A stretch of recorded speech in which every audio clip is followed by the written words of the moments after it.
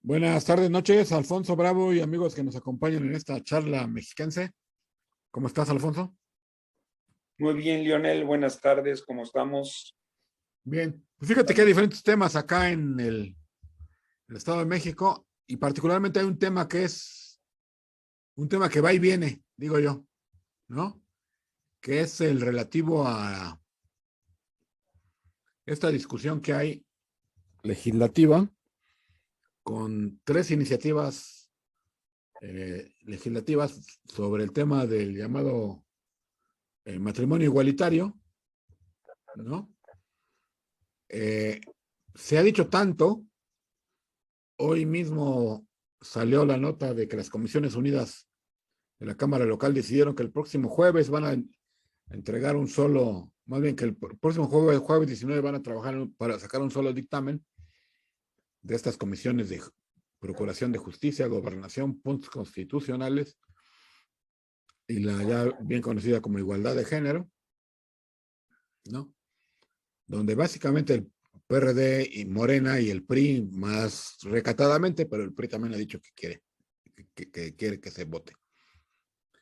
Pero esto lo venimos platicando de hace más de un año. Los grupos llamados trans, los grupos de las defensores, muy chistoso el nombre, se llama Red de Defensores Fuera del Closet, se llama una, ¿no? Arcoíris, todos esos grupos han estado, insiste, han hecho actos incluso hasta medio violentos, han quemado, han pintado. La Cámara de Diputados incluso a los trabajadores los tuvo que detener un rato porque había broncas afuera. En fin, a lo que voy es lo siguiente, Alfonso. Se dice tanto y no pasa nada. ¿No tendrán miedo político electoral a este asunto? Mira, no sé si tengan miedo. Lo que sí sé es que, aunque estos grupos se mueven de una manera muy clara, muy fuerte y como lo comentabas tú, violentamente, no son los únicos grupos que están participando en el Estado de México. Hay otros grupos sociales que también están participando y que no son partidarios de esta línea. Podría yo identificar la familia, o las uniones de padres, o diversas organizaciones que surgen a partir de los consejos de participación, no de la iglesia como institución, sino de laicos como participantes que están muy vivos, muy al pendiente de lo que está sucediendo. Contrariamente a lo que se piensa, en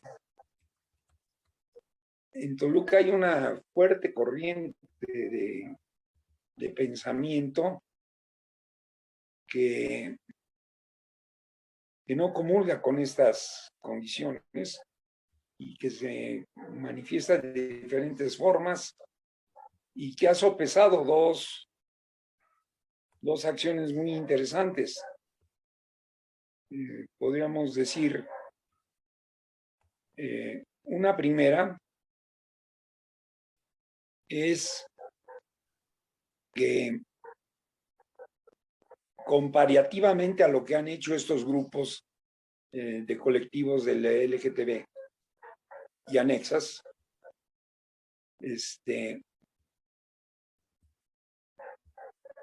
sus movilizaciones, aunque muy violentas, son muy raquíticas.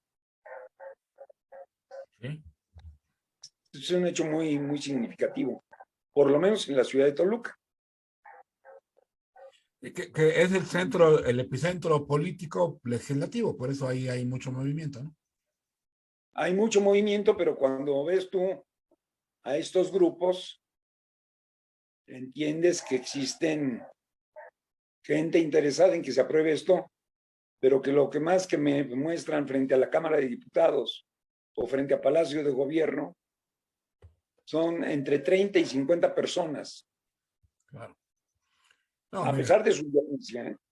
no digo, tienen una capacidad mediática, ¿no?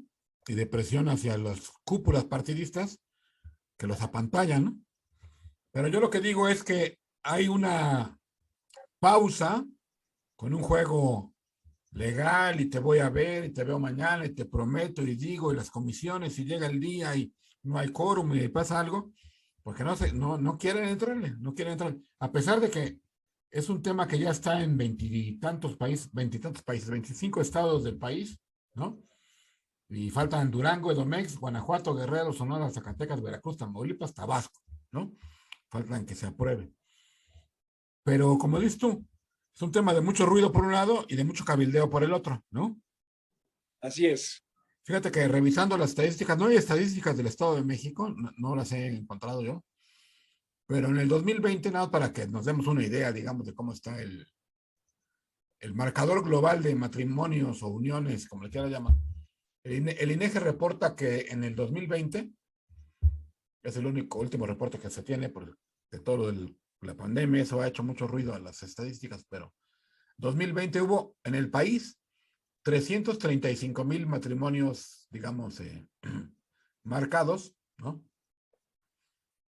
Pero de los que son entre el mismo sexo, solamente marca 2,476. Es decir, hay una diferencia abismal. Significa que verdaderamente se ha legislado para una ínfima mayoría, ¿no? Hay un libro muy interesante por ahí que se llama la trampa de las masas furibundas. Y yo creo que no es nada alejado al hecho de que estos pequeños grupos de presión, si tú lo llevas a matrimonios, no representa más que el 7%, no el 7%, el 0.7% de los matrimonios registrados, vamos a decir, legalmente, vamos a hablar de ello, ¿no?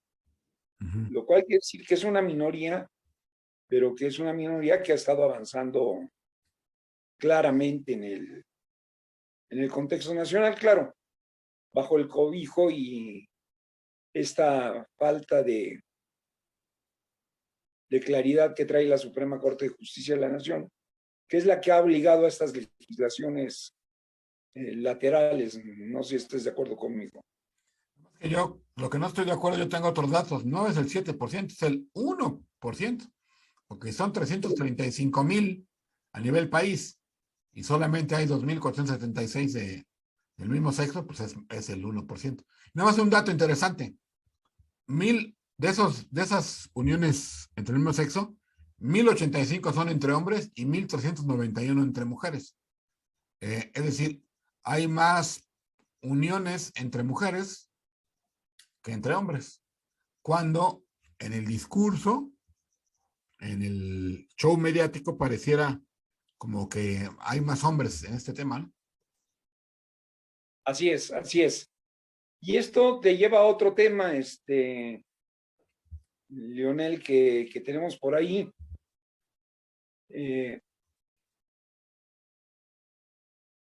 Consideras conmigo, o creo que aceptarás, que estas uniones entre gentes del mismo sexo, que pueden tener todas las razones o los derechos que tú puedas alegar, de origen tienen una condición, son infecundas.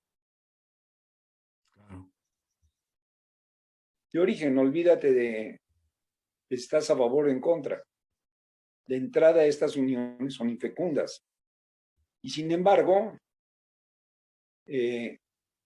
por ahí está el tema latente, constante de presión para la legalización de la adopción entre parejas del mismo sexo.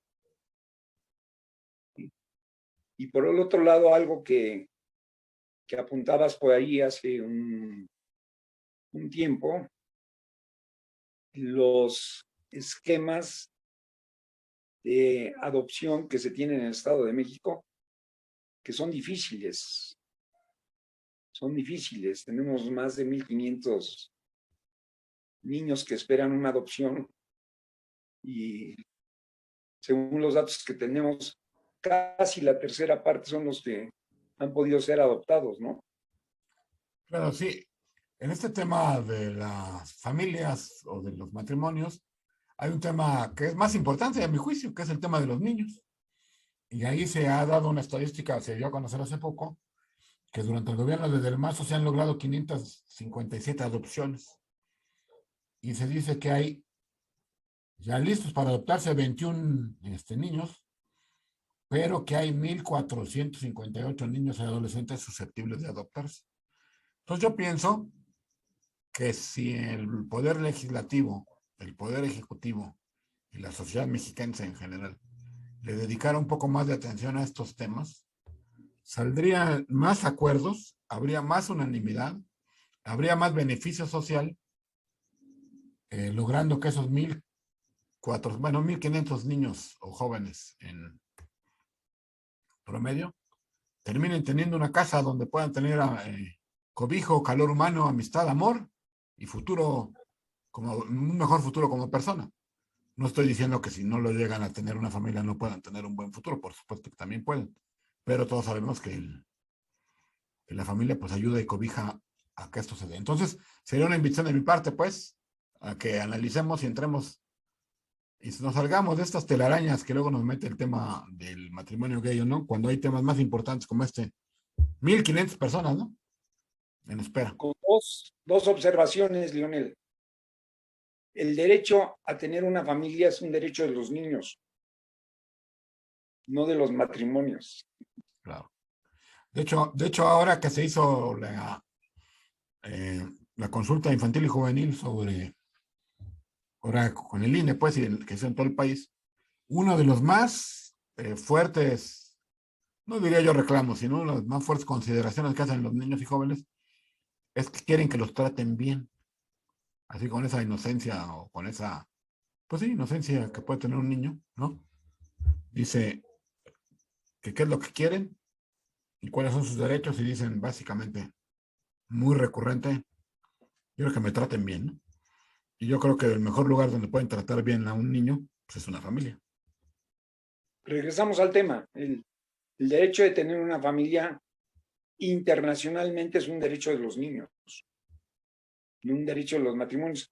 Te voy a dar un dato que te va a llamar la atención al mismo tiempo sobre el tema de las adopciones y el tema y la dificultad para poder concretar, fíjate, para poder concretar este derecho de los niños. En México, según los datos que tenemos, casi el 30% de las parejas heterosexuales son infértiles. Grave problema. Es un tema importante, porque en la medida en que nosotros restringimos el derecho o ponemos más trabas al derecho de los niños a ser adoptados, me refiero, es decir, ponemos más trabas a que puedan ser adoptados, al mismo tiempo estamos evitando darle solución a otros problemas que las familias tienen y que son fuertes, ¿no? Claro. Sí, digo, hay muchos temas que son el tema, por ejemplo, en el tema este es otro tema que hay que atender de los niños o menores, son las bodas de los niños o niñas menores de edad, ¿no? De menores de 15 años, ¿no? Que también que es importante y que hay que cuidar y que hay que legislar. Pero en fin, ahí está el tema. Es un tema que yo digo que políticamente nadie le quiere entrar de los que están a favor, realmente, porque saben que les puede ocasionar un ruido, ¿no? Así es, Leonel. Muy bien. Pues vamos a hacer una pequeña pausa para pasar al siguiente punto.